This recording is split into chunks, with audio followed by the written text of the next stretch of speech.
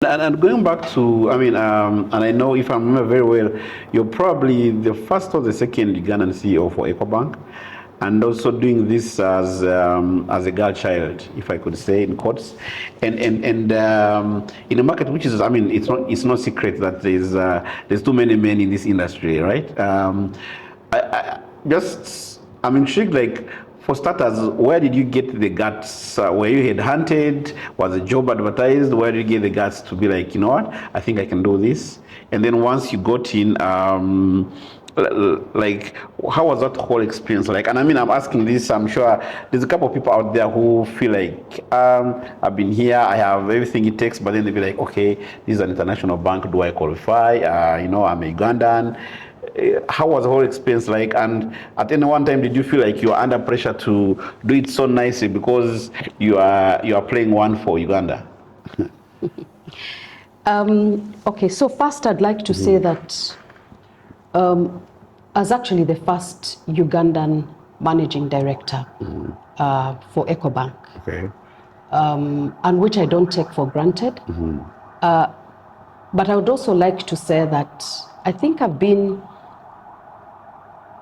trying to find the right word, but I have had an opportunity to actually be almost first in my, about 3 leadership roles, I think, from my previous lives. Okay. As the first head of consumer banking and first female, second Ugandan, first female head of consumer banking in my previous life. I was the first head of personal and business banking in my life before here. In the other computers you don't want to mention. Yeah. And first Ugandan and first woman in the previous one before I joined here.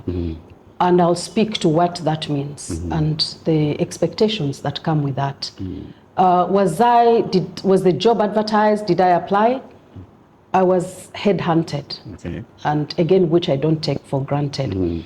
And for me, I take that as an opportunity, such an immense opportunity, but also as a Ugandan, I think huge level of expectations that here is an international, bank or business, and for the first time they are trusting a Ugandan to run it.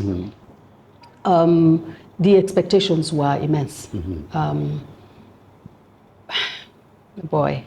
Looking back to when I joined the bank, and like I said, where I found it, the bank that was, I found a very, a huge bank that was slowly, growing or not growing, to no growth, right?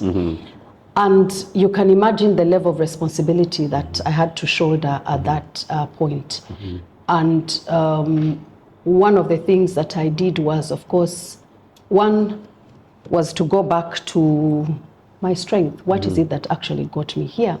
One of the things that got me here, I want to believe, is hard work. I am not a very strong believer in luck. I've said it before, I think hard work can actually create your luck. With hard work, you create your own luck. And because I believe in hard work, I had to throw myself into the job 100, and more percent, and had to really roll up my sleeves and, get my hands dirty in terms of in terms of saying, okay, so what strategy do we need? What kind of people do I need to surround myself with?